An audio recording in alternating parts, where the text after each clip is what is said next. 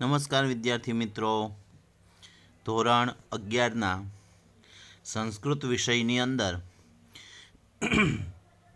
Chapter number 6 પદ્ય વિભાગ ઉપનિષદ રસ સુધા આ પાઠનો આજે આપણે અભ્યાસ કરવા જઈ રહ્યા છીએ. આની પહેલાંના પાંચમાની અંદર ભસ્માવશેષમ મદનમ ચકાર, કામદેવને ભસ્મીભૂત કરી નાખ્યો. કુમાર સંભવ કાલિદાસ દ્વારા રચવામાં આવેલું મહાકાવ્ય, એના વિશેનો આપણે અભ્યાસ કર્યો હતો.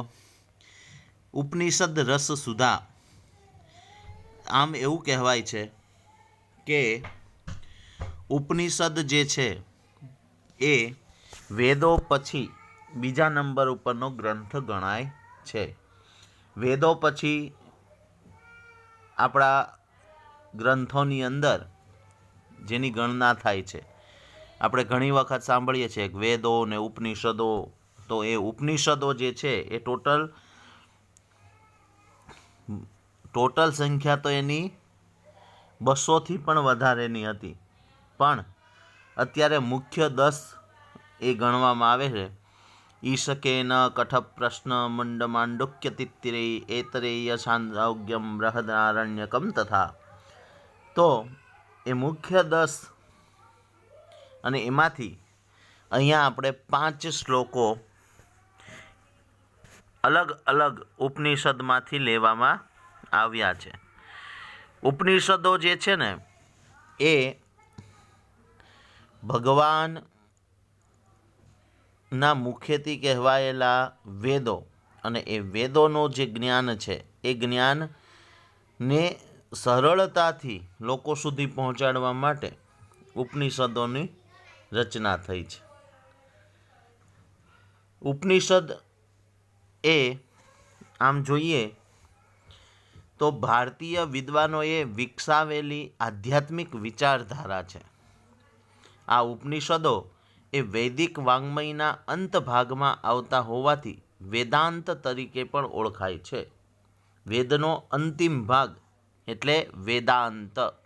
વેદ પ્લસ અંત વેદાંત, આખું એનું એક શાસ્ત્ર પણ છે, વેદાંત શાસ્ત્ર.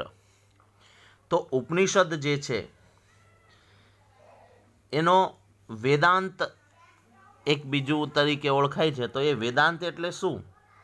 તો વેદાંત એટલે જ્ઞાનનો અંત. એટલે અંતનો મતલબ શું થાય ખબર?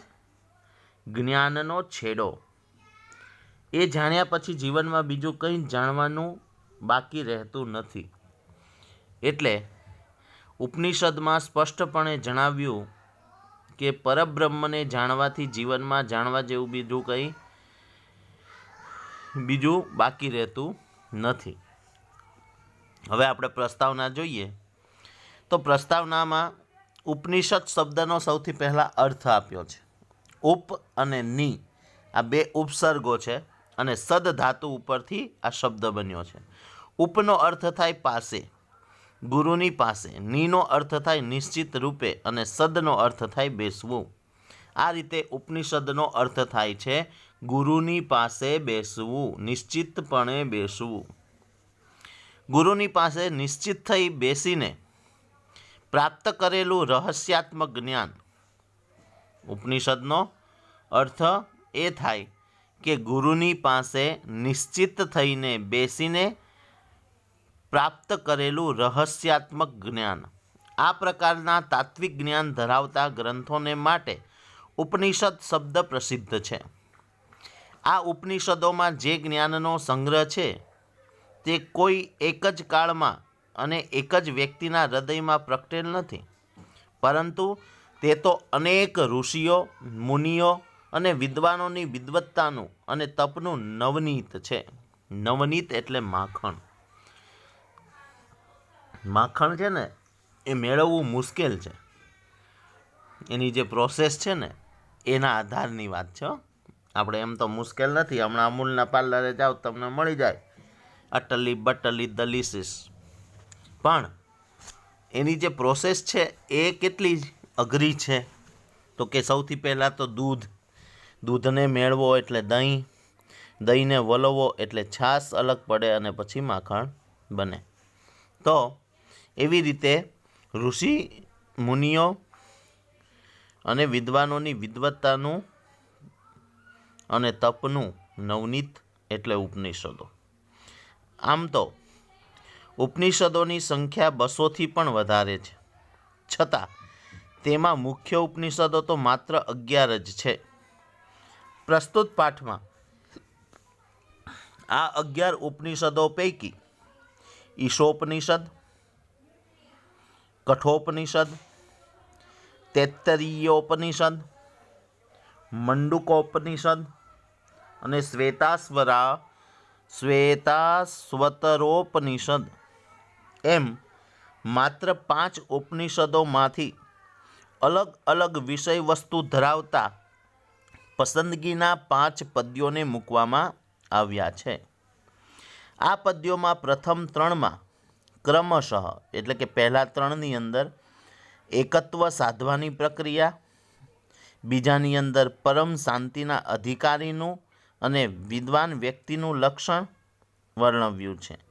ચોથા મંત્રમાં સત્યનો મહિમા ગાવામાં આવ્યો છે અને 5મા મંત્રમાં પરમ તત્વની પરમાત્માની પરમતાનું પ્રતિપાદન કરવામાં આવ્યું છે. આ મંત્રોમાં આવતા વર્ણન થકી માનવને જ્ઞાનની પ્રાપ્તિ થાય છે.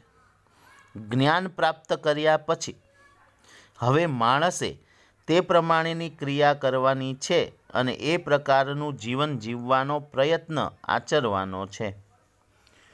તમે વિચારો કે આપણા સંસ્કૃત સાહિત્ય જે છે એ એટલું વિપુલ પ્રમાણમાં છે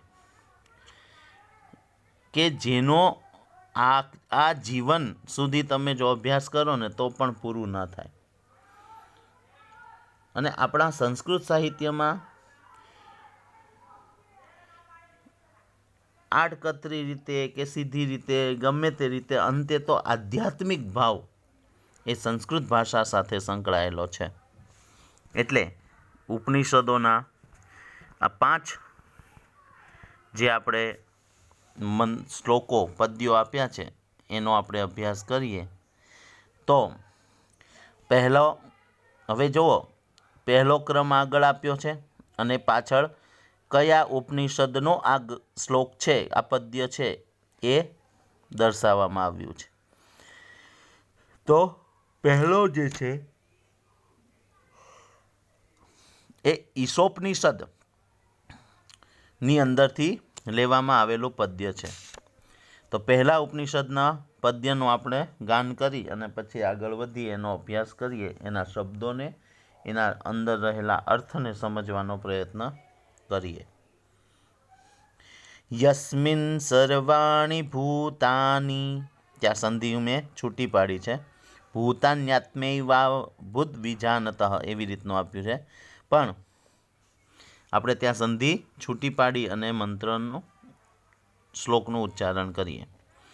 યસ્મિન સર્વાણી ભૂતાની આત્મૈવા ભૂદ્વિજાનતઃ, યસ્મિન સર્વાણી ભૂતાની આત્મૈવા ભૂદ્વિજાનતઃ, તત્ર કો મોહ કઃ શોક, તત્ર કો મોહ કઃ શોક, એકત્વમનુપશ્યતઃ, તત્ર કો મોહ કઃ શોક, એકત્વમનુપશ્યતઃ. ઈશોપનિષદ, ઈશાવાસ્યોપનિષદ, આખું સાચું નામ એનું શું છે? ઈશાવાસ્યોપનિષદ. ઈશ એટલે ઈશ્વર અને ઈશ્વરના પરિચય, ઈશ્વરના ગુણ, ઈશ્વરના લક્ષણ, ઈશ્વરનું સ્વરૂપ, ઈશ્વરના પ્રકાર, આ બધી બાબતોનું વર્ણન આ ઈશોપનિષદની અંદર આપવામાં આવેલું છે. પરબ્રહ્મ સગુણ અને નિર્ગુણ એવા બંને સ્વરૂપોનું વર્ણન આ ઉપનિષદોમાં મળે છે. બ્રહ્મની પ્રાપ્તિ માટે સત્ય, અહિંસા, બ્રહ્મચર્ય જેવા ગુણો ખૂબ જરૂરી છે. એટલે આપણો જે ભારત વર્ષ છે, એટલે કે આપણો ભારત દેશ, એ ભારત દેશની સંસ્કૃતિ એ ભવ્ય છે અને ભારતની આ ભવ્ય સંસ્કૃતિએ સમસ્ત માનવ જાતિને ઉપનિષદ રૂપી ઉદાત્ત તત્વજ્ઞાનનો દિવ્ય ઉપહાર પ્રદાન કર્યો છે. એટલે આ ઈશોપનિષદ જે છે એમાં ઈશ એટલે ઈશ્વર, અને ઈશ્વરના આંતરિક, બાહ્ય, સગુણ, નિર્ગુણ વગેરે સ્વરૂપોનું વર્ણન કરવામાં આવ્યું છે. હવે આ જે પહેલો શ્લોક છે એ શ્લોકની અંદર શું કહેવા માગ્યું છે? યસ્મિન એટલે જેમાં, સર્વાણી એટલે બધા જ, ભૂતાની ભૂતમ ભૂતે ભૂતાની, અહીંયા ભૂત એટલે પ્રાણી. આપણે ભૂત એટલે આપણે શું સમજીએ? ભૂત શબ્દ આવે ને એટલે આપણા મગજમાં ચિત્ર વિચિત્ર સ્વરૂપો બધા દેખાવા મળે, પણ સંસ્કૃતની અંદર અને શાસ્ત્રોની અંદર ભૂત શબ્દ છે ને એ સમસ્ત પ્રાણીઓ માટે વપરાયો છે. બધા પ્રાણીઓ, એમાં મનુષ્ય, પશુ, પક્ષી, જલચર, ભૂચર, ખેચર, બધા પ્રાણીઓનો ઉલ્લેખ એમાં આવી જાય છે. એટલે ભૂત શબ્દનો જે પ્રયોગ છે એ સમસ્ત પ્રાણી માત્ર માટે વપરાતો શબ્દ છે. એટલે યસ્મિન સર્વાણી ભૂતાની આત્મૈવા ભૂદ્વિજાનતઃ. આત્મૈવા, આત્મા એટલે જીવાત્મા, અને અભૂત છે એ તામ અન, એના ઉપરથી અભૂત, અભૂતામ, અભુવન ભૂતકાળનો ક્રિયાપદ છે. યસ્મિન સર્વાણી ભૂતાની આત્મૈવ અભૂત વિજાનતઃ. વિજાનતઃનો અર્થ થાય છે વિશેષ રૂપે જાણનાર. જેમાં પહેલી લાઈનનો અર્થ એવો થશે, યસ્મિન એટલે જેમાં, સર્વાણી એટલે બધા જ, ભૂતાની એટલે સમસ્ત પ્રાણી માત્ર, આત્મૈવ એટલે આત્મા સ્વરૂપે, એટલે કે અહીંયા જીવાત્માના અર્થમાં લીધું છે, અભૂત એટલે હોય છે, થઈ ગયું છે એવા અર્થમાં. તો આમાં એવું કહેવા માગે છે, તત્ર કહ મોહ કહ શોક એકત્વમ અનુપશ્યતઃ. જે પોતાના એકત્વની ભાવના ધરાવતો હોય તેમાં કેવો મોહ ને કેવો શોક. એટલે આખા શ્લોકનું ભાષાંતર થશે કે જેમાં બધા જ પ્રાણીઓ જીવાત્મા રૂપ બન્યા હોય તેને વિશેષ રૂપે જાણનારને અને એકત્વનું દર્શન કરનારને મોહ કેવો અને શોક કેવો. શું કહે છે? કે જેમાં બધા જ પ્રાણીઓ જીવાત્મા રૂપ બન્યા હોય તેને વિશેષ રૂપે જાણનારને અને એકત્વનું દર્શન કરનારને મોહ કેવો અને શોક કેવો. કે જેના થકી, આખા શ્લોકનો આપણે હવે હું તમને અર્થ સમજાવું, કે જેના થકી સમસ્ત જીવાત્મા, બધા જ પ્રાણીઓ જેના થકી તૈયાર થયા છે, જેના થકી બન્યા છે, આ જેના થકી બધા પ્રાણીઓનું સર્જન થયું છે, જેના થકી આ સૃષ્ટિનું સર્જન થયું છે, એવા પરમાત્માને જે વિશેષ રૂપે જાણીને એકત્વનું દર્શન કરનાર જે બની જાય, એકત્વ ભાવ જેનામાં આવી જાય, એ વ્યક્તિને પછી જીવનમાં મોહ કેવો હોય અને શોક કેવો હોય એનો એને ખ્યાલ રહે નહીં. મતલબ કે એને પછી કોઈ બાબતનો મોહ અને કોઈ બાબતનો શોક હોતો નથી. ખ્યાલ આવી ગયો? જેના થકી સમગ્ર જીવાત્મા રૂપ બન્યા હોય, જેણે આ સૃષ્ટિનું સર્જન કર્યું હોય, એમને જે વિશેષ રીતે જાણી લે છે અને જે એકત્વ દર્શનનો ભાવ જેનામાં આવી જાય છે, એ વ્યક્તિને પછી મોહ કહેવો અને શોક કહેવો. હવે આગળ બીજા શ્લોકની ચર્ચા કરીએ. બીજો શ્લોક છે એ કઠોપનિષદમાંથી લેવામાં આવ્યો છે. કઠોપનિષદની અંદરથી આ શ્લોક લીધો છે. નિત્યો નિત્યાનામ ચેતનશ્ચેતનાનામ એકો બહૂનામ યો વિદધાતિ કામાન તમાત્મસ્થં યેનુપશ્યન્તિ ધીરા તેષાં શાંતિઃ શાશ્વતી નેતરેષાં. નિત્યો નિત્યાનામ ચેતનશ્ચેતનાનામ એકો બહૂનામ યો વિદધાતિ કામાન તમાત્મસ્થં યેનુપશ્યન્તિ ધીરા તેષાં શાંતિઃ શાશ્વતી નેતરેષાં. બીજા શ્લોકની અંદર કહે છે નિત્યઃ નિત્યાનામ. નિત્યાનામ જે નિત્ય છે એની અંદર પણ નિત્ય રહેવાવાળા. ચેતનશ્ચેતનાનામ જે ચેતન છે એની અંદર ચેતન સ્વરૂપ જે છે. એકો બહુનામ યો વિદધાતિ કામાન. એકઃ બહુનામ જે એકમાંથી અનેક બન્યા છે. એટલે પરમાત્માના સ્વરૂપનું વર્ણન અહીંયા આવે કે જે નિત્ય છે, જે સર્વકાલીન નિત્ય પદાર્થોમાં પણ તે સર્વકાલીન નિત્ય પદાર્થ છે. એટલે સૂર્ય છે એ સર્વકાલીન છે, તો સૂર્યની અંદર જે સૂર્ય નિત્ય છે એની અંદર પણ નિત્ય. 9મા ધોરણમાં એક આવો શ્લોક હતો જે પહેલા ચેપ્ટરની અંદર આવ્યો હતો, જો તમને ખ્યાલ હોય તો,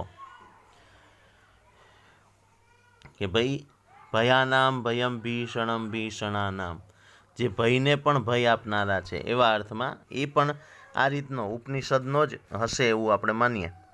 એટલે કહે છે કે નિત્ય પદાર્થોમાં પણ જે નિત્ય છે, ચૈતન્યયુક્ત પદાર્થોમાં પણ જે ચૈતન્યયુક્ત છે, ઘણા બધા પદાર્થોમાં જે એક કામનાઓને ધારણ કરે છે. એકો બહુનામ ઘણા બધા પદાર્થોમાં પણ વિદધાતિ કામાન કામનાઓ એટલે ઈચ્છાઓને ધારણ કરે છે. તમ આત્મસ્થમ જે આત્મામાં સ્થિર રહેલા. યેનો પશ્યંતિ ધીરાહા તેમને જે ધૈર્યશીલ પુરુષો જુએ છે.